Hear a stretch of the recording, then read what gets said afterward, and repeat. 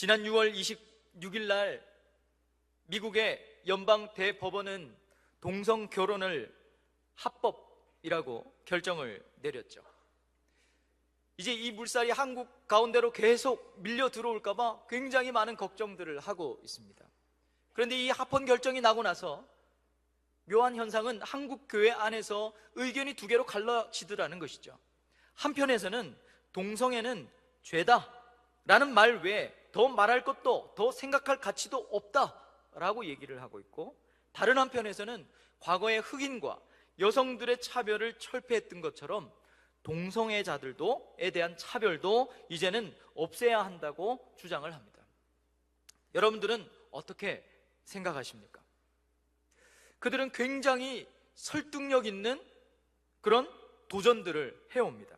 여러분, 성경에 이 동성애라고 하는 말이 모두 6군데에서 나와요.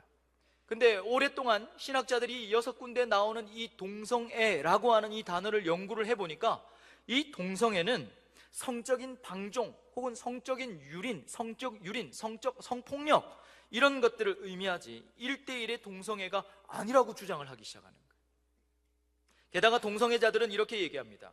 이성애자들, 그러니까 남녀가 사랑하는 자들을 향해서 이성 간의 결혼도 너희들은 지키지 못하지 않느냐, 애인을 두고 있지 않느냐, 이혼하면서 왜 동성이지만 한 사람을 만나서 평생 사랑하는 게 왜 잘못이냐 라고 이렇게 도전해 오기 시작합니다.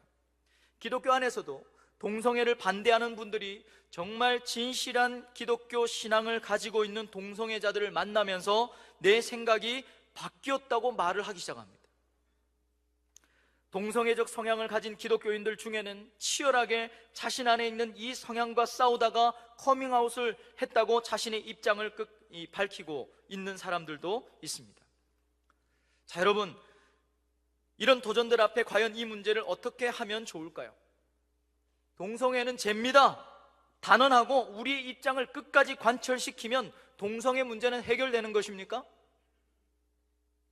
세상 말세네 하면서 혀를 차면 그만인가요? 동성애를, 이 기가 막힌 상황을 주의 이름으로 받아들이는 것은 뭐 어떻게 하는 걸까요? 먼저 우리는 우리의 절대적인 기준이 무엇인가를 다시 확인해야 합니다. 우리의 절대적인 기준은 법원도 아니고 차별하지 말아야 한다는 인본주의도 아니고 성경인 줄로 믿습니다. 예수께서는 남자가 부모를 떠나 자기의 아내와 합하여 둘이 한 몸을 이룰지니라 라고 말씀하시면서 결혼을 한 남자와 한 여자의 결합으로 보셨습니다. 바울도 1대1에 합의된 동성애 역시도 부끄러운 정력에 내버려 두심의 타락으로 정의했습니다. 동성애는 틀림없는 죄입니다. 문제는 동성애가 죄다 아니다 그 문제가 아니에요. 교회가 동성애를 받아들여야 된다 안 받아들여야 된다 그 문제가 아닙니다. 문제는 어디에 있는가? 여러분, 지금 졸면 안 되셔요. 왜냐하면 저 김 목사가 나와서 동성애 찬성 발언을 했다 이렇게 또 얘기할 수도 있습니다. 저는 절대로 그렇게 말한 적이 없습니다. 말하지 않을 것입니다. 문제는 오늘 우리가 말씀에 근거해서 생각해 보아야 될 게 하나 있다는 거예요. 문제는 뭐냐면 우리의 사고의 틀이라는 것입니다. 동성애가 죄이기 때문에 동성애자들을 구원받지 못할 배타적 죄인으로 여기는 것이에요. 여러분, 우간다의 기독교인이라고 하는 한 대통령은 동성애자들에 대해서 인종 청소라는 표현까지 있었습니다. 이런 것들은 다 잘못된 사고의 틀입니다. 그러면 기독교인이 가져야 하는 바른 사고의 틀은 무엇일까요? 동성애는 죄죠. 동성애자들은 그러므로 틀림없이 죄인입니다. 하지만 예수님은 죄인을 구원하러 오셨습니다. 이것이 우리가 가져야 하는 사고의 큰 틀이라는 것입니다. 동성애 문제를 여러분 심판받을 죄의 문제로만 치부하면 기독교는 성소수자들을 혐오하는 집단으로 전락하고 맙니다. 왜냐하면 그들의 기준은 인본주의고 우리의 기준은 성경이기 때문에 아무리 우리가 설득하고 핏게 들고 해도 우리의 각자의 이 의견은 영원히 평행선을 그을 것이기 때문에 그래요. 마치 예수 믿는 사람과 믿지 않는 자가 아무리 얘기를 해도 평행선을 걷는 것처럼, 이단을 믿는 사람과 정확한 신앙을 갖고 있는 사람이 아무리 얘기해도 잘 설득이 안 되는 것처럼 끊임없이 그렇게 평행선을 걷게 된다는 것이죠. 기독교를 그들이 성소수자를 차별하는 집단으로 보는 이유는요, 지금까지 교회가 소외된 계층과 힘없는 약자들에게 무관심했기 때문에 그렇습니다. 교회 안에서도 돈 많은 있고 힘이 있는 사람이 대우를 받는 문화를 양산했고, 대사회적으로 교회는 세상에 정치적 힘을 등에 입고 기득권층이 되려고 노력해 왔기 때문에 그렇습니다. 그래서 세상에 썩어지는 미랄이 되라고 하신 예수님의 말씀은 온데간데 없고, 세상에 함부로 하지 못하는 그런 힘있고 막강한 그런 교회가 되려고 발버둥 쳤기 때문에 그들에게 비춰지는 기독교는 더 이상 사회적 약자들을 위한 공동체가 아닌 것처럼 보이기 때문인 것이죠. 그렇기 때문에 우리가 동성애 문제를 해결하려면 죄라고 핏대를 올릴 게 아니라 먼저 뭐 해야 되겠습니까? 교회가 사회적 약자들을 돌보는 사랑의 공동체로 회복되어야 될 줄로 믿습니다. 교회 전체를 얘기하는 게 아니라 우리 마을에, 우리 교구에, 우리 사랑방에 신앙이 약해서, 성격이 까칠해서, 돈이 좀 부족해서, 소외되고 가난하고 건강이 약해서 그런 분들을 먼저 우리가 돌보는 것이죠. 그럴 때 그들은 우리가 말하는 동성애는 죄입니다 라는 말이 차별이나 혐오가 아니라 우리의 기준이라는 사실을 그제서야 이해하게 될 것입니다. 우리가 이 교회 공동체로서, 사랑의 공동체로서의 이 모습을 회복하지 않는 이상 우리가 아무리 동성애는 죄입니다라고 얘기한들 그것은 차별이고 혐오일 수밖에 없다는 말씀입니다. 이해하시겠습니까? 또한 우리는 이성 결혼과 이성애부터 아름답고 거룩한 것임을 증명해야 합니다. 엄마 아빠처럼 살 거면 난 절대로 결혼 안 할 겁니다, 목사님.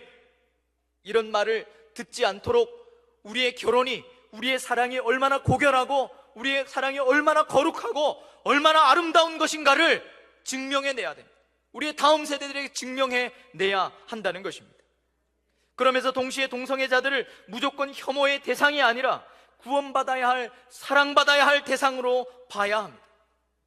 저는 과거 여러 교회와 청년들을 섬기면서 그 오랜 시간 동안, 일정 기간 시간 동안 여러분 놀라시겠지만 교회 안에 동성애자들이 없었던 적이 없었습니다.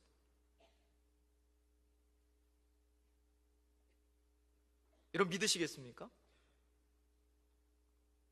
성도들도 섬겨받고 청년들도 섬겨받고 하는 10년이 훌쩍 넘어가는 그 세월 동안에 한 번도 교회에 동성애자가 없었던 적이 없었단 말이에요. 그 말은 지금도 있다는 뜻입니다. 그래서 아이고 무시라, 그게 우리의 결론은 아니죠. 목사님 사실입니까? 그게 아니죠. 사랑하는 여러분, 적어도 교회 안의 동성애자들은 동성애적 성향 때문에 괴로워하고 씨름하는 이들입니다.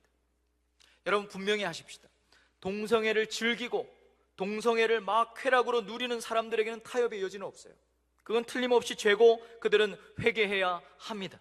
하지만 죄와 씨름하는 사람들에게는 그건 죄야라고 말하기보다 돌봄과 섬김이, 도움이 필요하다는 것입니다. 왜 그 죄인들을 돌봐야 합니까? 왜 우리가 그들을 보호해주고 도움을 줘야 합니까? 동성애는 죄죠. 여러분 믿으십니까? 성경이 그렇게 말하고 있습니다. 이건 타협이 없어요. 타협이 있을 수가 없습니다. 동성애는 죄입니다. 그러므로 동성애를 하는 자는 죄인입니다. 그리고 어떤 목사님이 말씀하셨던 것처럼 저와 여러분들도 죄인입니다. 혐오스러운 죄인입니다. 옆에 있는 사람은 모르지만 적어도 나는 내 속에 있는 이 속물근성이 얼마나 구역질 나는 것인가를 누구보다 잘 알고 있습니다. 똑같은 죄인이고 그 죄와 싸우면서 씨름하면서 지금까지 와 있는 거예요. 하나님의 긍휼이 여러분들을 덮으셨기 때문에 그래도 아무개 목사님이라고 대접받고 있는 것이고 아무개 집사님이라고 대접받고 있는 것이지, 우리의 본성이, 우리의 본 모습이 벌거벗은 것처럼 하나님께서 만약에 오늘 이 시간에 밝히 드러낸다면 누가 감히 설 수 있겠습니까? 동성애자들은 죄인입니다. 그리고 우리도 죄인이란 말이에요. 우리의 사명이 무엇입니까? 죄인인 저와 여러분들의 사명은 동성애가 죄라는 것을 끝까지 납득시키기 위해서 그들을 우리의 뜻을 관철시키는 것이 우리의 사명이 아니고, 우리의 사명은 제자가 되는 것입니다. 그리고 그들을 제자로 삼는 것이 우리의 사명이란 말이죠. 우리는 제자로 살기 위해서 뭐합니까? 끊임없이 우리 속에 있는 죄와 싸우고 씨름합니다.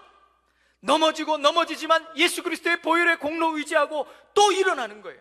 기가 막힌 상황이 일어나도, 말도 안 되는 상황이 내 가운데 연출돼도 주의 이름 때문에, 주의 이름으로 다시 받아들이고 버티어내고 인내하고, 그래서 그 인내가 연단을 만들어내고 그 연단이 우리에게 하늘나라를 소망하는 소망을 주실 때까지 그렇게 한 발짝 한 발짝 죄와 싸우는 싸움을 해나가는 것, 그것이 제자로 살기를 원하는 저와 여러분들의 사명이고 주의 이름으로 살아가는 자들의 삶의 모습이 아니겠습니까?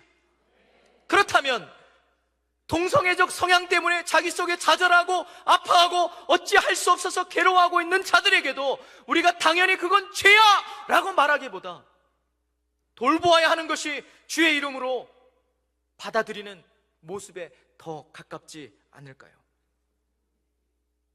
그러므로 동성애의 문제는 북치고 빗겨들어 해결될 문제가 아닙니다. 우리가 먼저 구원받은 죄인의 의식을 회복해야 합니다.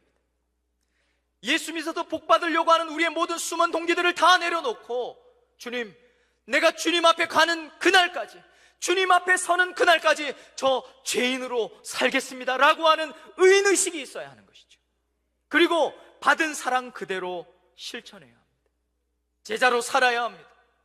그리스도의 복음 전하라 하신 복음 전하고, 예수 그리스도의 몸을 떼어 나누고 예수 그리스도의 보혈을 떼어 나누어서 그들도 제자되게 해야 하는 것이죠.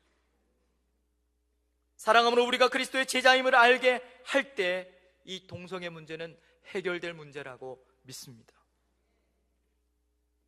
여러분, 이것이 이 동성애라고 하는 이 어처구니 없는 상황도 주의 이름으로, 주의 이름 때문에 받아들이는 삶인 것이죠.